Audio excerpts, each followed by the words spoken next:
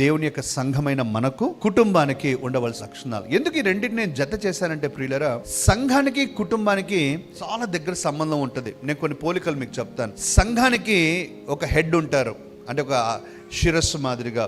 ప్రభువు మన శిరస్సు, కాపర్ని నియమిస్తాడు, సంఘం నడుస్తూ ఉంటుంది.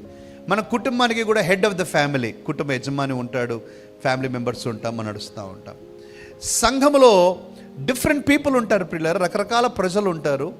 మన కుటుంబంలో కూడా రకరకాల ప్రజలు ఉంటారు. చిన్నప్పుడు అందరూ ఒకేలాగా ఉన్నా కొంచెం పెరిగి పెద్దవారు అయ్యేసరికి ఆలోచనలు మారుతాయి, అలవాట్లు మారుతాయి, వారి ప్రిఫరెన్సెస్ మారుతాయి, వారి డిఫరెంట్ స్ట్రీమ్స్లోకి వెళ్ళిపోతూ ఉంటారు. So different. అయితే సంఘము, కుటుంబము ఒకే దృక్పథంతో ముందుకెళ్తా ఉంటాం. అందరం కలిసి ముందుకెళ్ళాలి, అందరి క్షేమం కొరకు, అందరి శ్రేయస్సు కొరకు మనం ముందుకెళ్ళాలి అని వెళ్తాం. ప్రియులారా, సంఘము మరి అందరి పార్టిసిపేషన్ ఇంపార్టెంట్.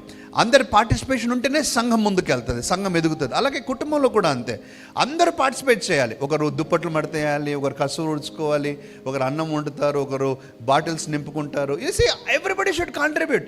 నేనేం చేయను, నేను కాలు మీద కాలు వేసుకొని కూర్చుంటాను, అంతా మీరే చేసుకోవడానికి లేదు ప్రియులు. That's not the dynamic of a family.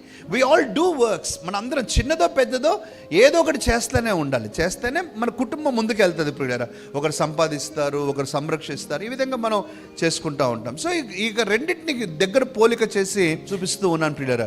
ఏ విధంగా 5 వేళ్ళు ఒకేలాగా ఉండవో అదేవిధంగా మన కుటుంబంలో కానీ సంఘంలో కానీ అందరూ ఒకేలాగా ఉండరండి.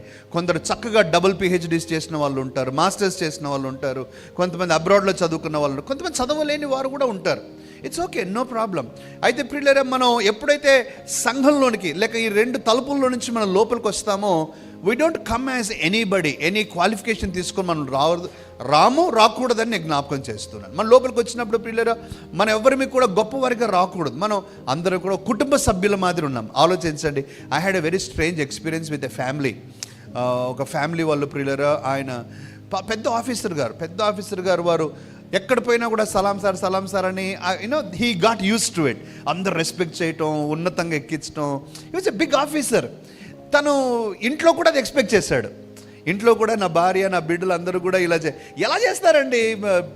ఆఫీస్లో వేరే ఉంటుంది, ఇంట్లోకి వచ్చిన తర్వాత పిల్లలు మన మీద ఎక్కుతారు, తొక్కుతారు, కొడతారు, కొట్టిస్తారు, ఇవన్నీ ఉంటాయి కదా. మరి పిల్లలు కూడా సెల్యూట్ పెట్టాలంటే ఎట్లా పెడతారు? వెల్కమ్ సార్ అని ఎట్లా పెడతారు? ఆయనకు నచ్చలా అది. And that family got it so much of trouble. చాలా ట్రబుల్స్ ఫేస్ చేశారు. కారణం ఏంటంటే he was expecting something which should not be expecting. So అట్లా ప్రియులారా, మనం ఈ చర్చ్లోకి వచ్చినప్పుడు కూడా మనం అన్నీ కూడా ప్రియులారా పక్కన పెట్టేసుకోవాలి. మన డిగ్రీస్ కానీ, మన హై స్టేటస్ కానీ, రిచ్నెస్ కానీ, మనం అన్నీ కూడా పక్కన. We come as a family. ఒక కుటుంబంగా లోపలికి వస్తాం, చక్కగా మన కుటుంబం మాదిరిగా ఉంటాం, నేర్చుకుంటాం, కలిసి ఉంటాం, కలిసి ముందుకు వెళ్తాం.